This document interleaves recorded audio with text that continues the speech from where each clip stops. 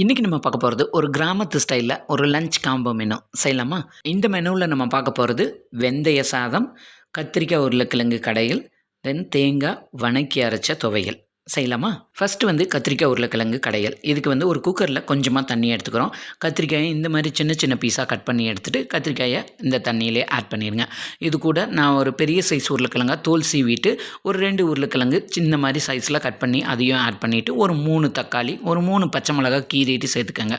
ஒரே ஒரு பெரிய வெங்காயம் கட் பண்ணி சேர்த்துட்டு தேவையான அளவுக்கு உப்பு, ஒரு 1/2 டீஸ்பூன் மஞ்சள் தூள், 1 டீஸ்பூன் அளவுக்கு சாம்பார் தூள், குழம்பு மிளகாய் தூள் இருக்குல்ல அது கூட ஒரு 2 டீஸ்பூன் அளவுக்கு தேங்காய் எண்ணெய் சேர்த்துட்டு ஒரு 3லேருந்து 4 விசில் விட்டு நல்லா சாஃப்டாக குழஞ்சி வேகிற வரையும் வேக வச்சுட்டு ப்ரெஷர் போனதுக்கப்புறம் ஓப்பன் பண்ணிடுங்க. இன்னொரு கடாயில் கொஞ்சமாக தேங்காய் எண்ணெய், 1 டீஸ்பூன் கடுகு உளுந்து, 1 டீஸ்பூன் ஜீரகம், ஒரு 15 சின்ன வெங்காயம், கருவேப்பிலை, ஒரு 3 வரமிளகாய் சேர்த்து நல்லா தாளித்து விட்டுருங்க.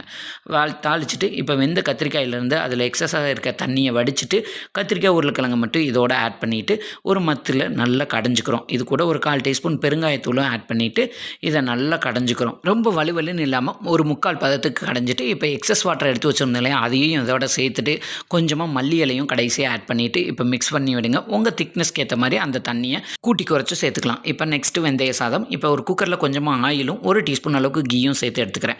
இது கூட ஒரு சின்ன வெங்காயம் வந்து ஒரு 10லேருந்து 15 சின்ன வெங்காயம், 1/2 டீஸ்பூன் அளவுக்கு இஞ்சி பூண்டு பேஸ்ட்டு, ஒரு 3 பச்சை மிளகாய் கீறிட்டு சேர்த்துக்கலாம். பெரிய தக்காளியை ஒரே ஒரு தக்காளி, கொஞ்சமாக கருவேப்பிலை, மல்லி இலை இதெல்லாத்தையும் சேர்த்துட்டு இது கூட நான் ஒரு 2 டீஸ்பூன் அளவுக்கு வெந்தயம் இதோட ஆட் பண்ணிக்கிறேன். ஆட் பண்ணிவிட்டு இப்போ இதெல்லாம் நல்லா வதக்கி விட்டுறலாம். இது கூட ஒரு 1/4 டீஸ்பூன் மஞ்சள் தூள் சேர்த்து தக்காளி நல்லா சாஃப்டாக வெந்து வர வரைக்கும் வெயிட் பண்ணுங்கள். வெந்ததுக்கப்புறமா நம்ம நார்மலாக ஒயிட் ரைஸ்க்கு வந்து தண்ணி அளவு எப்படி வைப்போமோ அரிசிக்கு ஏற்ற மாதிரி அதே மெஷர்மெண்ட்டு தான், நார்மல் பொன்னி அரிசியில் தான் செய்ய போகிறோம்.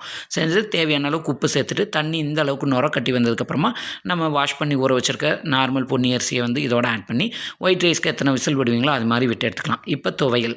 இப்போ ஒரு கடாயில் கொஞ்சமாக தேங்காய் எண்ணெய், 1 கப் அளவுக்கு தேங்காய், இது கூட ஒரு காரத்துக்கு ஏற்ற மாதிரி 5 வரமிளகாய், கொஞ்சமாக சின்ன துண்டு புளி, ஒரு 3 டேபிள் ஸ்பூன் அளவுக்கு பொட்டுக்கடலை சேர்த்துட்டு இதை நல்லா வதக்கி விட்டுருங்க. கடைசியாக ஒரு 5 பல்லு பூண்டு, பொட்டுக்கல்ல நல்லா லைட் பொன்னிறமாக பாருங்கள், இந்த அளவு பொன்னிறமாக வர வரைக்கும் நல்லா வதக்கிட்டு இப்போ அதை நம்ம ஆற வச்சுட்டு மிக்ஸி ஜாரில் சேர்த்து தேவையான அளவுக்கு உப்பு சேர்த்து கொஞ்சமாக தண்ணியும் சேர்த்து துவையல் அரைச்சி எடுத்துக்கிறோம். இப்போ சாதம் வந்து ப்ரெஷர் போனதுக்கப்புறம் ஓப்பன் பண்ணி பாருங்கள், சூப்பராக அதே சமயம் வந்து உடம்புக்கு ரொம்ப குளிர்ச்சி தரக்கூடிய வெந்தய சாதமும் ரெடி ஆயிடுச்சு. சூடான வெந்தய சாதம் வித் இது கூட இந்த கத்திரிக்காய் கடையல் வந்து ஊற்றி இது கூட வதக்கி அரைச்ச தேங்காய் துவையல் வச்சு சாப்பிட்டு பாருங்கள், சாப்பாடு சும்மா போய்கிட்டே இருக்கும். இந்த ரெசிபி உங்களுக்கு பிடிச்சிருந்ததுன்னா மறக்காமல் இந்த வீடியோவை உங்கள் ஃப்ரெண்ட்ஸ் அண்ட் ஃபேமிலிக்கு ஷேர் பண்ணுங்கள். இது அவங்களுக்கும் யூஸ்ஃபுல்லாக இருக்கும். மறக்காமல் நம்ம சேனலை லைக் பண்ணி சப்ஸ்கிரைப் பண்ணிடுங்க.